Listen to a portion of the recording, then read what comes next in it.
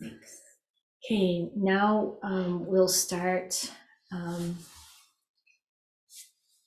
talking about part two for today of reflection on renunciation, or Nekkhama. And this little sutta is called Our River. And the facet of practice with renunciation that I want to focus on in these next few moments is the part about the things of the world. You know, letting go of things, letting go of sights, sounds, smells, tastes, touches, you know, the material side of our existence. And so this too is from the Itivuttaka, so those teachings of the Buddha that Kujata, I don't know why I can't say her It's name. hard somehow. No, it isn't. For me, somehow today. I can do this fine when no one's listening to me. Kuchutara, learning it from the Buddha, listening to the Buddha, memorizing it right away, taking it back to the queen and 500 other women there, which just means a lot. It's a big harem or a big women's court in the palace. And as I said earlier, the commentary tells us that the royal compound burned down later. And every one of these women, the Buddha said, had some level of enlightenment. And they got that because Kujutara was able to transmit the teachings of the Buddha in such a way that they could practice. Can you imagine like living in a compound of, well, for women, other women, but it's a lot like monastic life in a certain sense. You're there, you're kind of confined, not going anywhere else, and hearing the teachings of the Buddha every time Kujutara came back from going out to buy flowers for the compound, and really practicing, and so awakening. And so this is another one of the teachings, and they all start with, this was said by the Buddha. So she would say, this was said by the Buddha, the perfected one or the enlightened one. This is what I heard. Suppose a person was being carried along by a river current that seemed nice and pleasant.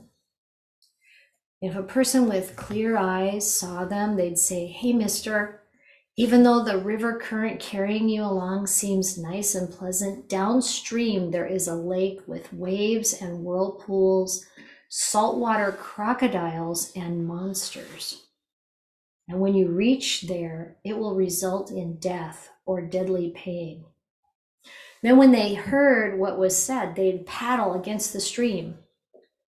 So this is one of those places where we see against the stream, using their hands and feet. And then the Buddha said, I've made up this simile to make a point. And this is the point. Stream is a term for craving. Seeming nice and pleasant is a term for the 6 internal sense fields. So it's your eyes, ears, nose, tongue, body, and mind.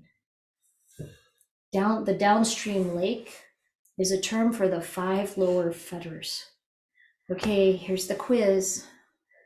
Anybody can come up with one of the 5 lower fetters? Sakayaditi. Yeah, identity view. One of the 5 lower fetters that falls away when you become a Sotapanna. Do you have another fetter in mind, anybody? Attachment to rituals. Yes, attachment to rites and rituals. And what does that mean? It doesn't mean you throw away bowing to the Buddha or whatever, but the idea that if I do this ritual, that'll get me enlightened. Because that's not how you get enlightened. We get enlightened by practicing, purifying the mind, and directly experiencing reality and waking up and letting go completely.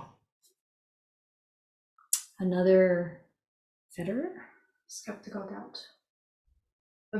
Skeptical doubt. Yes, doubt in the Buddha, the Dhamma, the Sangha. That completely falls away.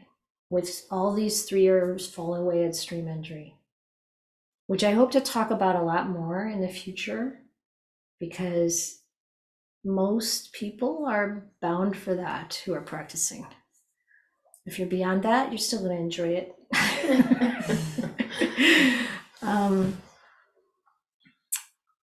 Okay, another fetter.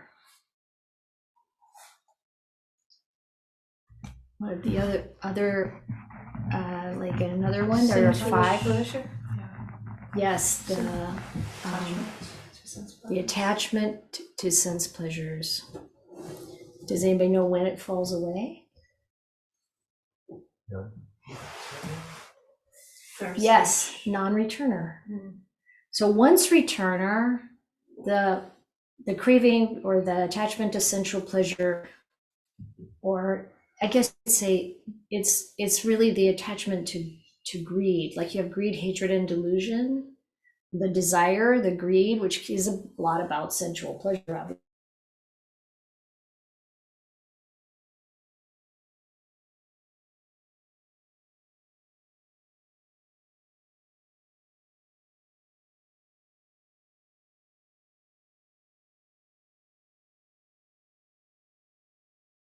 One's returner attainment, because the decrease is so significant in the desire for anything, but it's like a little harder to say, okay, that's happened. But then once you get to non-returner, that completely falls away. There's no desire for anything in the world anymore.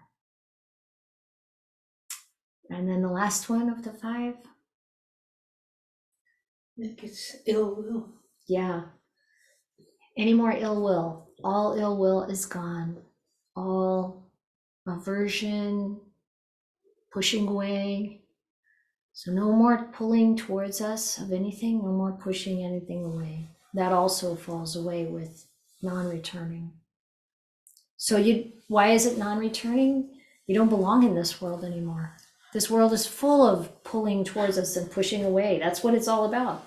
So it keeps the world going. We want stuff.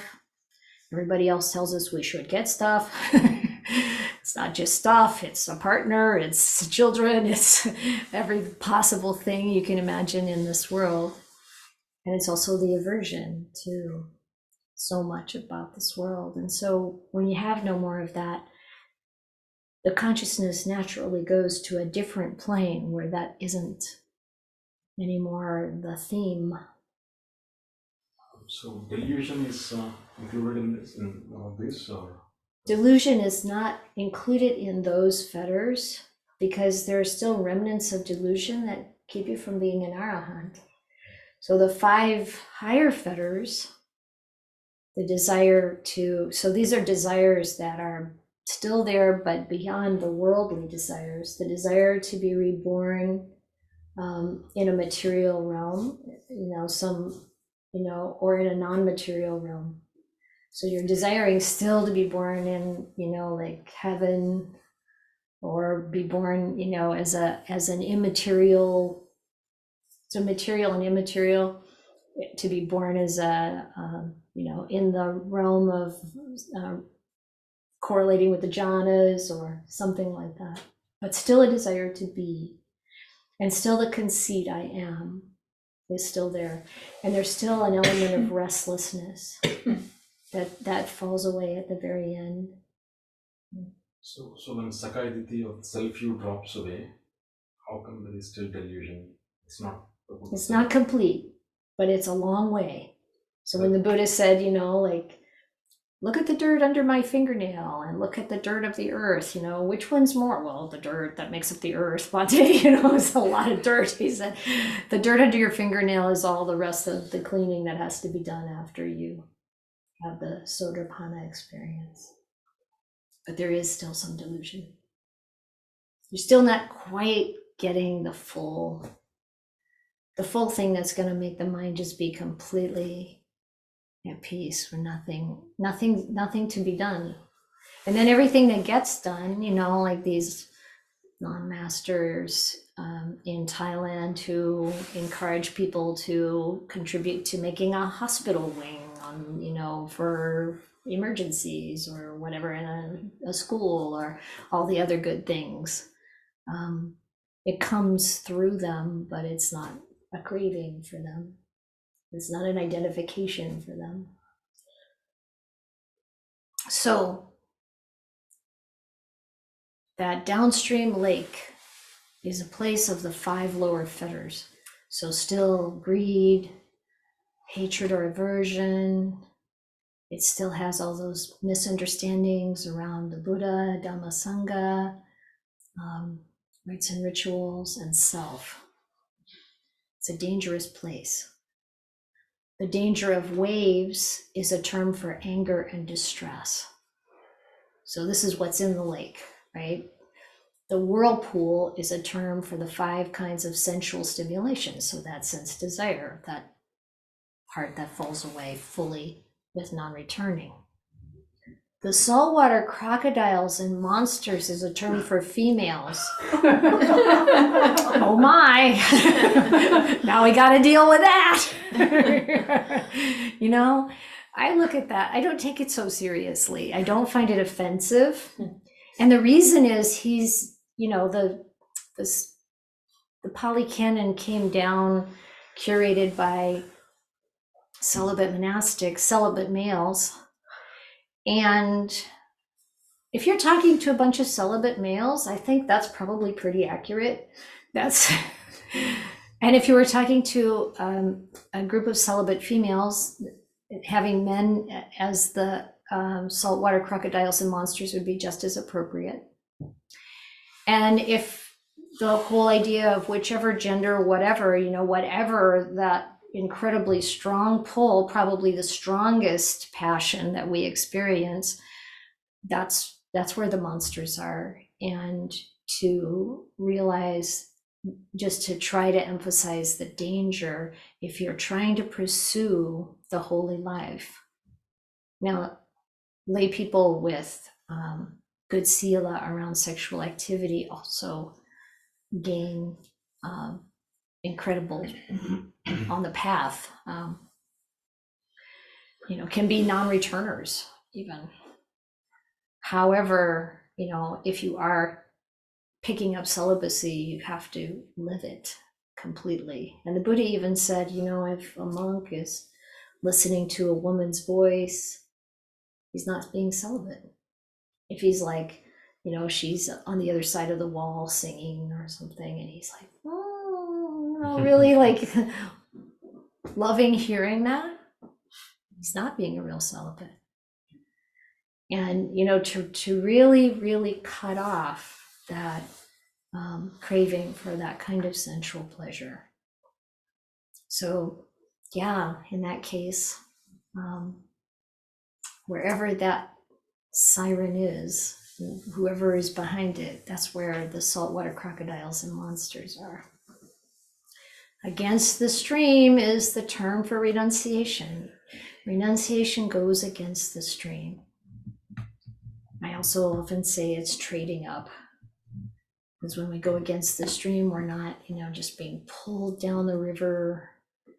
All of the momentum of advertising and social media and everything else that encourages us towards more desire and aversion and delusion. Paddling with hands and feet is the term for arousing energy. Person with clear eyes or clear sight is a term for the Buddha, the realized one, the perfectly perfected one, the fully awakened Buddha.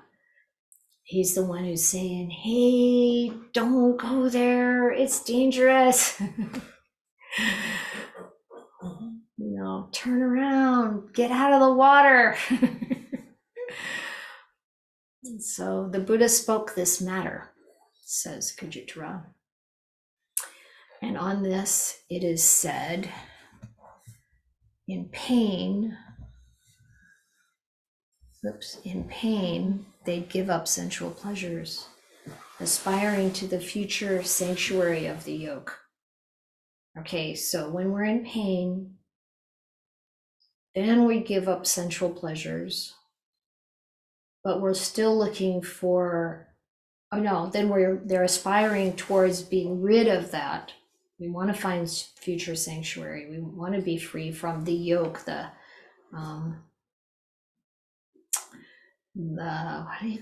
what can you call that? The thing that binds us to the world. With deep understanding and heart well freed, they'd experience universal liberation. That knowledge master who has completed the spiritual journey and gone to the end of the world is called one who has gone beyond, which is a phrase that's often seen in some of these suttas in the various collections in a small group of books. This too is a matter that was spoken by the Blessed One. That is what I heard. In this footnote, the Buddha says this, what's here in the Pali is ta ta ta ta. And he's saying this is not used in a limiting sense, such as here and there, which is sometimes how it gets translated, but in a distributive sense in each and every place. So universally, liberation wherever you are is the location, or there's no confinement there. It's unlimited, universal. So let me just read the verse again. In pain, they'd give up sensual pleasures, aspiring to the future sanctuary or safety from the yoke. With deep understanding and heart well freed, they'd experience universal liberation. That knowledge master who has completed the spiritual journey and gone to the end of the world is called one who has gone beyond. So this going against the stream business is what we want to put our attention on today. And it's really, this particular sutta and this facet is really focused on the world. Like, how do we go against the stream of the world? Well, I think everybody here, you're already going against the stream of the world, or you wouldn't be here.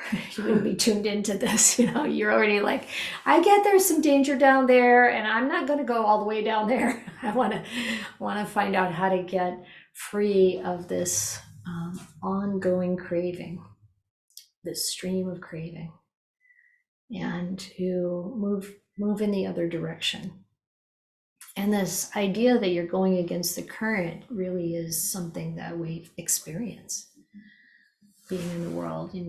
Other people around us maybe don't understand what we're about, and it can feel like we're really becoming out of step with society. And we've been talking about our young people a bit today, and how, do you remember how important it felt to be accepted by other people our age, and to go with this, try to fit in, try to be part of the what's accepted among your peers. And then here we come to this broader seeing of where it leads. And a lot of times that's an important reflection when we're about to get on board with following sensual pleasure, is to ask, where does it lead?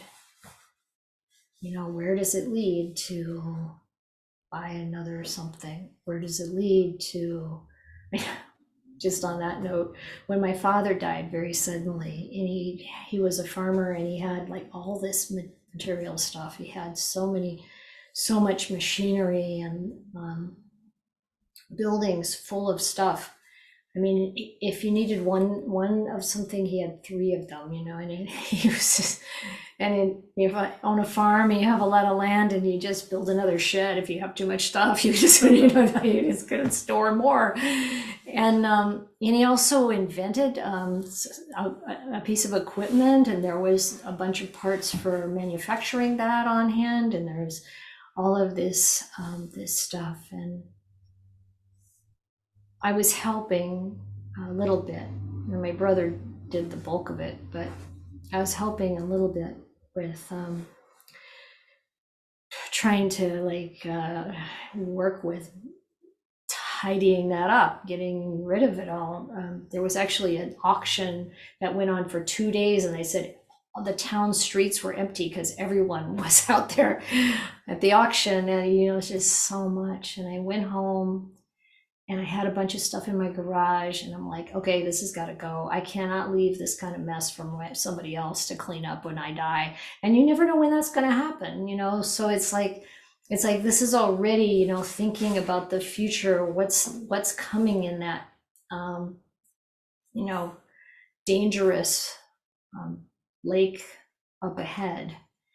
And this is part of what motivates us to, you know, then I would look at something after I had this garage sale to get rid of all the excess, and I'd see something that I thought, oh, that'd be nice to have, and then I would think, you know, how long is it going to be before that's on a garage sale?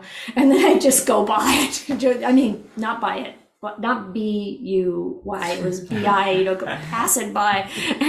It's like, no, you know. And so thinking in terms of where does this lead, and choosing renunciation, choosing to let go. And you know, it doesn't always feel good right away. Sometimes there's a little sting with it, but then you feel so much more free afterwards or as you go. Sometimes the freedom, the relief comes right away when we let go of an idea of something that we feel we should have.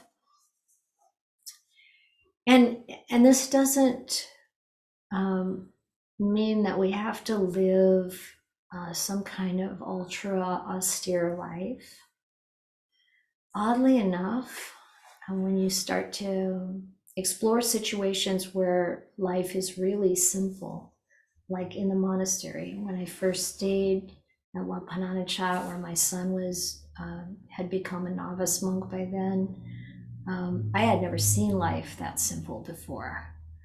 You know, coming from being, I'm working in high tech at the time, you know, everybody's interested in their stock options and whatnot. And it's like, you know, all the conversation and all of the material stuff. And I was really interested in having a simpler life, but I had no concept of how to do it. You know, like, how do you simplify your life in this complicated society with all of its stuff and all of its pollution and all of its busyness and, you know, like all the relationships, the work expectations.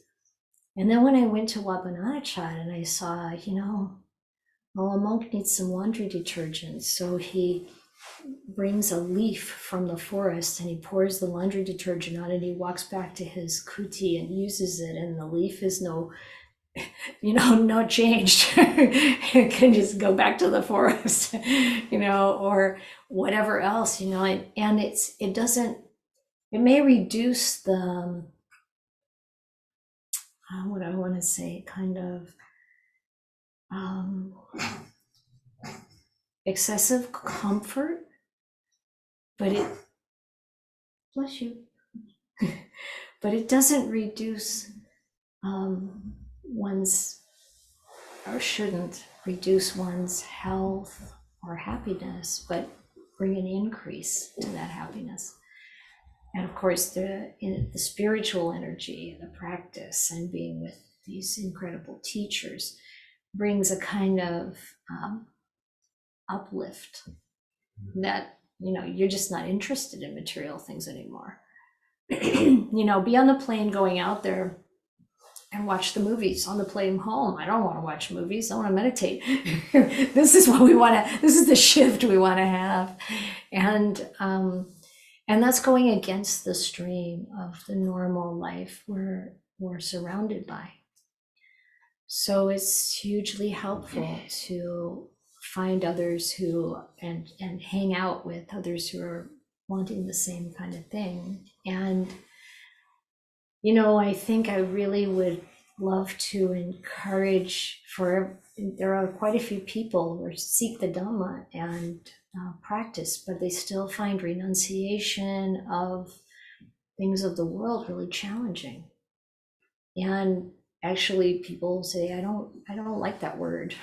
It feels like kind of a deprivation or a self-punishment. And I think this points a little bit back to one of the things we were talking about earlier, this Judeo-Christian overlay that we place on the Dhamma, where we're taking the teachings of the Buddha, but we have this worldview or this cultural view or this conditioning that overlays this things that are related to self-punishment, guilt, kind of a self-denial that's actually kind of a penance.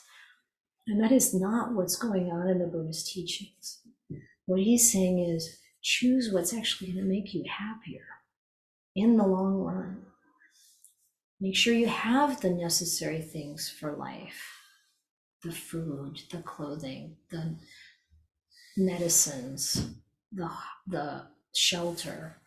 Make sure you have what's important for life that supports you in being able to actually sit down and be quiet and be content and be happy and let the spiritual energy flow freely through you and really inspire you. So it's a happiness way beyond any kind of happiness we can get from the world. And that's what renunciation is, and that's what it brings. So, questions, comments?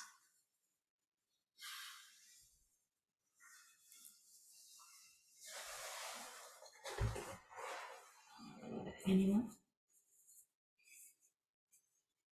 Yes, Mahesh?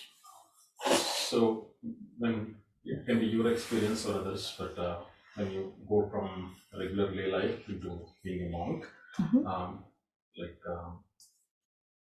since you give up so many things like money, handling money and that stuff, so how does your meditation change or your thoughts?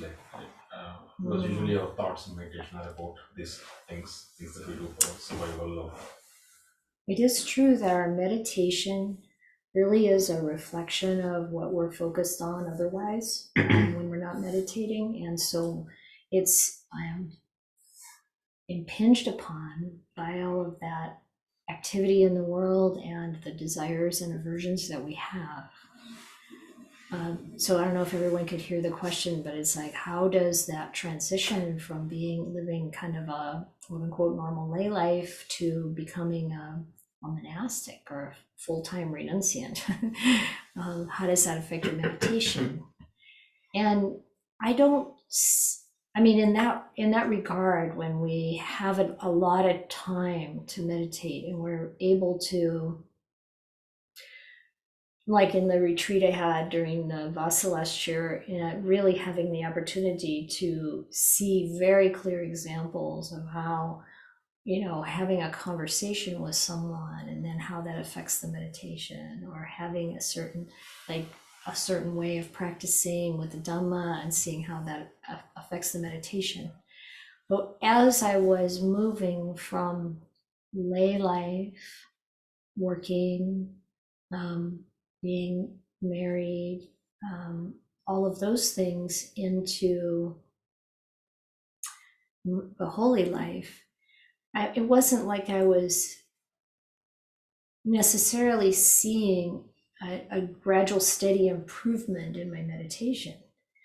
And I wasn't really looking for that either, because meditation is only one part of the whole life of the Noble Eightfold Path. And the Sila part and the way we live part those are also kind of developing and emerging in this.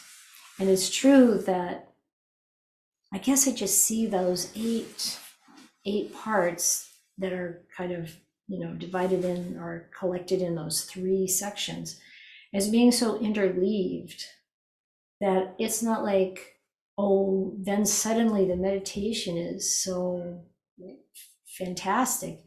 It's like whether it is or not, the progress is happening and you can notice it.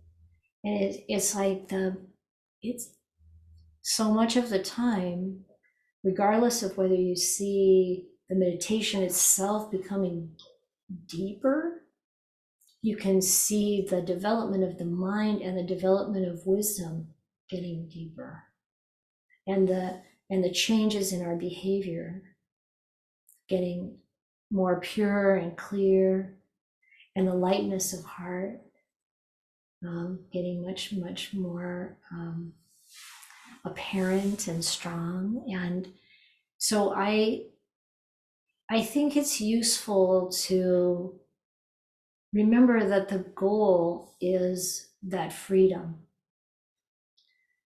not necessarily deeper and deeper meditation.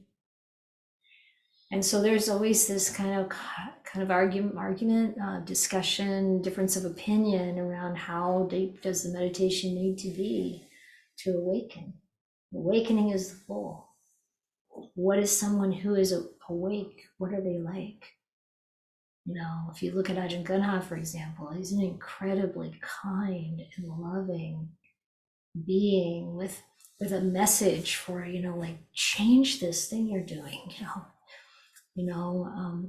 really every minute of the day, sati, samadhi, panya, make your work, make everything you do a gift. Like, don't stop practicing when you get up off the cushion. You're practicing every minute. It's seamless. And so then there's not so much pressure on breakthroughs in meditation. The breakthroughs come with the whole package of developing the Noble Eightfold Path. And because you feel it, you experience the change in you, if you can call it you anymore, you're on the right track. And you can see it, and you can see how it affects everyone around you. You can see that you're not causing as much trouble with other people as you used to. In fact, almost no trouble at all. And then, your involvement with other people continually helps to bring more good into their life. And it it's less like you're causing any waves as you walk through life. Just uplift. And that is so beautiful. And it's like, yeah, it's great when meditation goes deep, because it gives you, more power to move in the right direction. And in another sense, it doesn't matter that much. And that's why I think when I asked Ajahn Gunha, like, how deep does the meditation need to be to awaken? He's like, not that deep. Because you're really meditating all the time. And the Buddha said, if you can have samadhi when you do walking meditation, it's going to last a long time, because you can actually maintain a kind of samadhi while you're moving through your life. So that's kind of more what I would say look for. Look for the benefits or the improvement in your practice in what's happening in your life. Whether or not it's getting easier to keep moral virtue, whether or not you're seeing the nuances of virtue and you're applying yourself, whether you get to the point where you would not want to break a precept for anything. You get to the point where instead of being upset if your partner says, I don't want to be with you anymore, you go, I want you to be happy. How can I help? Not everybody does that, That's really a fruit of the practice. You just don't need things from people in the same way anymore. You don't worry in the same way anymore. So when you were talking about deep meditation, I used to have this idea that, oh, how nice would it be if I can meditate like a Olympic athlete. I have this perfect environment somebody plan your meal for you, and then you train on this topic for a month, next topic for a month, and then like perfect environment. Yeah, you Would should that be become a monk. nice? Isn't that what they're doing? Oh, he wasn't expecting that No. response. Wait a minute, you're pulling my covers. Okay. Yeah, and then But what you seem to be saying that maybe that's not what required, that you don't. it's helpful. I mean, if you were to become a monk, I mean, the reason for the bhikkhus vinaya and the bhikkhuni vinaya is to give the best possible container for this practice. Oh yeah, I meant not like you don't always need that perfect environment. Well, that's true too. Yeah. Like, you don't always need that perfect environment. Like Ajahn Chah, when he went to England, the first place that the monks were living was in a busy place with a pub across the street, I think, or downstairs or something, like, and there's all this noise. And, some people probably were expressing some dissatisfaction about that. And Ajahn Chah's like, what's the problem? You can meditate here. You don't have to have a perfect situation. We were kind of drafting off of that when we lived in the apartment in Mountain View, and the next door neighbors, some people know because they were there. Next door neighbors had 3 kind of teenage or budding adult children, so 5 of them living in this little apartment, and there was a lot of rowdiness that would come out of there while we were meditating, and the door was like right next to the door to the shrine room, and it's like, hey, we just have to learn how to meditate wherever we are. Really practice virtue wherever we are, no matter what other people are doing, or no matter what they think of us.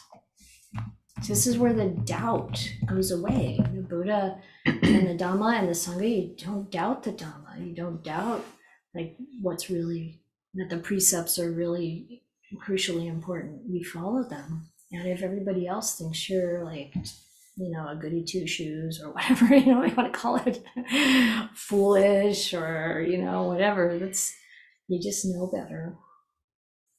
My son is back home, so here's my question. How to make renunciation consistent? Why sometimes we can't renunciate even though we like the path of renunciation so much? Okay, it's hard because we constantly are working with all this conditioning that comes up in ourselves. We've had lifetimes developing to this point where we are. We have our patterns and habits, and they continue because they worked in some way in the past for us. And a lot of times, even though we know better, we fall back into our old ways of doing things, and and things around us condition us, encourage us up in that direction, also encourage us to want to go float down the stream. So it takes effort. We have to paddle hard to go against the stream sometimes, and sometimes we just choose not to, or we don't have the energy, maybe we don't have the bandwidth. And then it's helpful to connect with our Dhamma friends who can help us. And also, even monastics, we have confession every 2 weeks for a reason.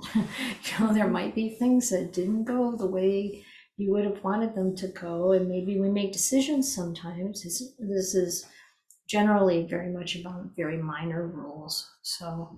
But you take them seriously, and you talk about what happened, and then you get the support of your monastic sister, or for the guys, the monastic brother, and you look at how you want to do it differently. The main thing is honesty. being really honest with ourselves. Okay, I didn't do the thing, the renunciation thing that probably would make me, that I can see would make me happier in the long run. I just followed this habit path, or I did the easy way, the currently immediately easy way, but the harder way in the long run. And so it's just like really being very honest with ourselves, and really not beating ourselves up for it, acknowledging what we did, how it went, and then thinking about how we want to do it. And this is also related to our skill development, because as we're developing new skills and applying the Dhamma, then we're going to make mistakes. There are things that we're going to try that don't work very well. And then we learn from it. And we try again and apply it, try to apply that again. And gradually, if we're consistent, if we, as consistent as possible, even our consistency, if it falls, we pick it up and we start again. And we always give ourselves encouragement rather than, a lashing. Don't do that lashing kind of thing. Some of you know Ajahn Brahm's story about that. This monk did something bad and he said, "You have to punish me." Like that was his experience of how you improve. You get punished. And then that helps you get better, do better. And Ajahn Brahm says, "Oh, okay, I'm going to give you 50 strokes of the cat." And in Australia, that means it's a whip. The cat of nine tails is this whip that, anyway, you can look it up or not, but this strokes of the cat. This guy is like, "Ah!" I just heard Ajahn Brahm tell that story again recently. He's like in grandpa mode now. He tells so many stories of his childhood and the things, and it's fascinating and lovely. You feel like you're sitting right there at the fire with him, Anyhow, and then he said, the cat that's around here, you have to take the cat and pet the cat, and each time you pet the cat, that's a stroke of the cat. And his point is, yes, you want to impress upon the mind that you're going to do it differently now, but you give yourself the support to do it differently. And so those are some ideas about how we can come back from having slipped. Another thing that happens a lot of times in the tradition of Ajahn Chah and probably the whole forest tradition, is that monastics will take on extra practices during the rains period for 3 months. And the idea, this is one important thing about renunciation, if you want to let go of something, then make a determination you're going to let go of it. Like maybe this is a long-standing pattern. You're going to let go of it, but give yourself a time period. And many of you have heard me say this before. It's one of the components that's really helpful to, I'm not talking about letting go of something from the precepts, that you might just drop it and stay away as much as you can. But if it's something like, I don't want to, let's just use a simple example of, eating something that's not good for you. So, but you have the habit of wanting to eat that thing that's not good for you. I have a friend who was really into Coca-Cola, I guess it was Coca-Cola. She loved this stuff, but it wasn't good for her. So she, like if it's something like that, then it's like, okay, I'm not going to drink any Coca-Cola this week. But maybe 1 week is too long at the beginning. Maybe you just gotta just call it off for one day, And so give it a time period, and then you strive to maintain that for that time period. But what if you fail? I don't know, one monk I knew of, he made a determination that he was gonna, no matter what the weather was, he was gonna walk, circumambulate the stupa at the monastery X number of times and all this stuff. And then, if for some reason you don't follow through with what you said, then you have to recommit.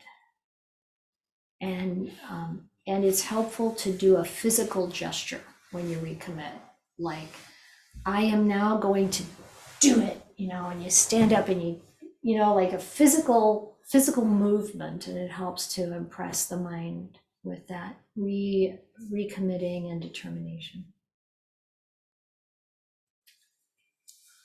What was that question about tips? Oh, Christine said you answered it. Okay. Yeah. So encouraging each other, looking to your friends to help, making these commitments, taking good care of yourself. Don't beat yourself up. Yeah. So for lay people, if they want to live as close as possible to the monastic life, understand the basic things like 5 precepts and all those. Other than that, what changes would they make? For example, if you were to go and live as a lay person, how would you live now? Let go of watching the news. Yeah. Stay off of social media most of the time. If you're going to do things, know why you're doing them, and look at what would be the result. What's the effect on my mind? What's the effect on the people around me? How can I increase my Brahma Viharas, my Paramitas?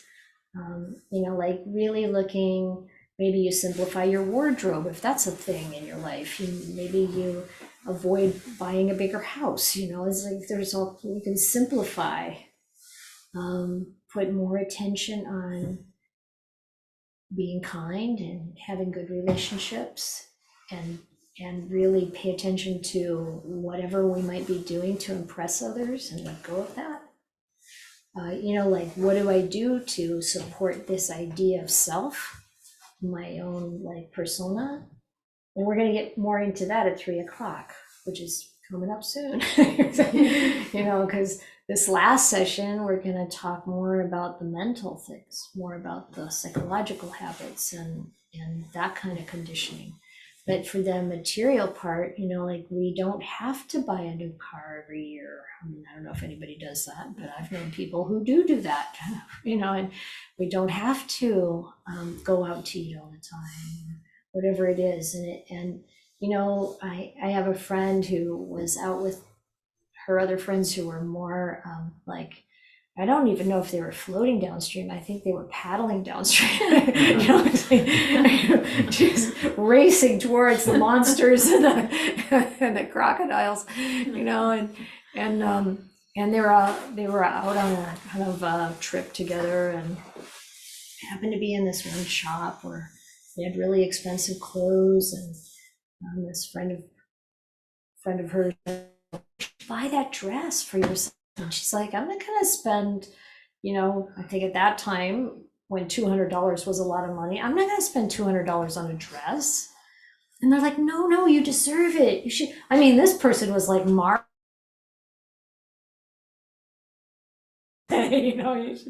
you should do. And she's like, no, I'd rather give it to somebody who's hungry. I'd rather offer, food to someone who needs it. And then so this is the kind of thing we can do with our life. Giving, becoming really generous, that is so fundamental. It's so fundamental this is a way of renouncing. We renounce by giving. There's a lovely example Ajahn Chah gives that's copied in Stillness Flowing. So if you have 2 apples and you've got a big one and a small one, and you want to share one with your friend, you want the big apple, but you give it. And there's a little as you give it, but you feel better because you're opening your mind, you're making yourself be generous. That's how we train the mind. So we give more, make everything a gift. There's so much we can do in lay life. It's, and just like those 500 women, they're living lay life. They're probably the consorts of the king. They're, you know, stuck in this palace, you know, like everybody wants to be a princess. I don't know, better think twice. It's like, The Playboy Mansion. the Playboy Mansion. Ugh! You know? However, they've all reached some level of enlightenment. Man, you can take this a long way. Or you can, you know, like as a layperson, become an arahant and then go into robes immediately or die. That's what the suttas say. That's what happens. So this is when we interact with others, right? Like when, let's say, you don't have anyone to interact with, and also let's assume you don't need to earn money. You're in your own house or somewhere, and what do, let's say, an ideal monk do all day? Like okay. Like So you pay attention to, you have mindfulness all day. What is the ideal? What is the monk, the monastic, the mendicant do all day? Regardless of form, your mindfulness is continuous. And your wisdom, their sampajanya is continuous. So not only do you know what's going on, but you know why you're doing it, you know what the ramifications are, you're really paying attention. And there's kindness all the time. So whenever something else arises, you take care of it. You don't let it motivate your actions or your speech, and you really take care of it. So this is fundamental. And you meditate 2 hours a day minimum. Ajahn Gunha says for a monastic, you don't need any more than that. That meditation will get better and better the more mindful you are with everything else. The more you have that loving kindness developing in you and the other Brahma Viharas, it's all going to come naturally. At that point, you don't make a fuss over food. You don't make a fuss over anything offered. If you look at the gradual training in the Digha Nikaya, you can look at all of what the Buddha talks about for monastics, and you can adopt a bit. You can adopt it and adapt it to your situation as a layperson. And I was doing this before I became a nun, you know, like I mean, some of you have heard this before too. I decided, okay, what if I just wear these 2 different outfits, just alternate each day, and I don't wear the rest of my clothes? And then I left them there. It's like, oh, okay, my husband wants me to go out to dinner, I'll wear something else, something different. But, you know, like, it showed me like whether or not I cared about clothes. You know, it's like you can do this kind of stuff. You don't have to make a big change, but you can make enough of like, I'm just going to do this in the most simple way.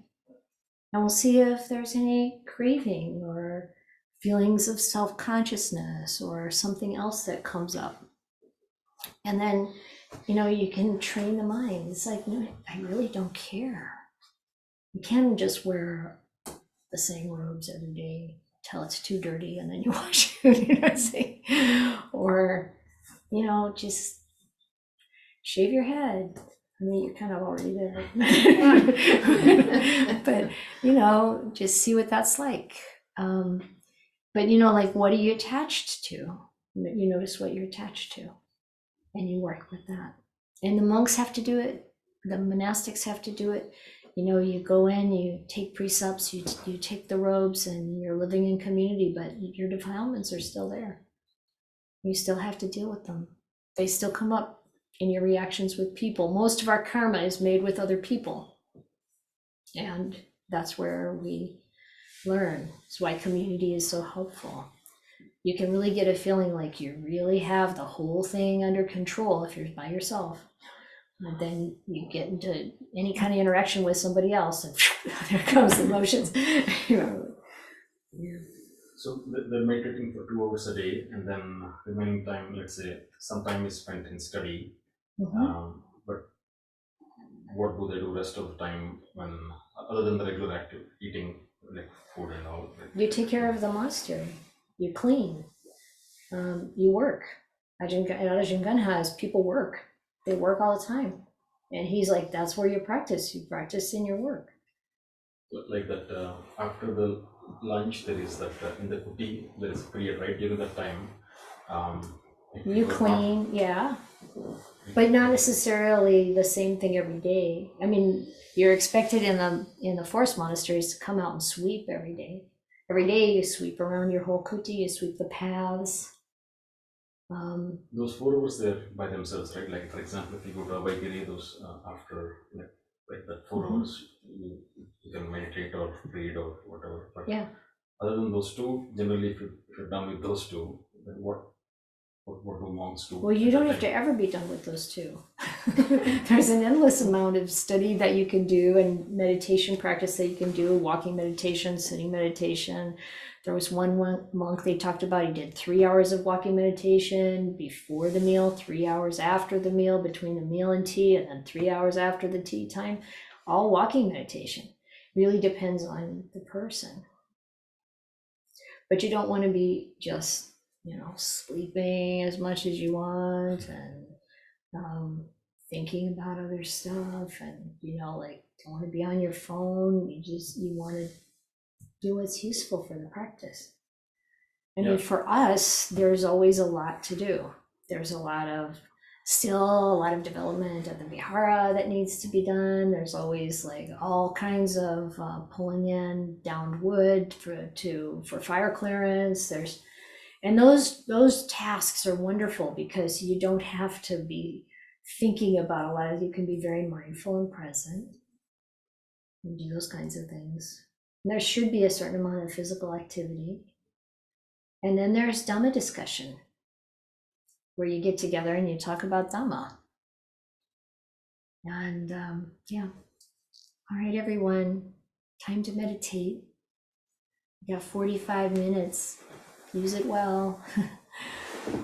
And see you again at 3 o'clock-ish.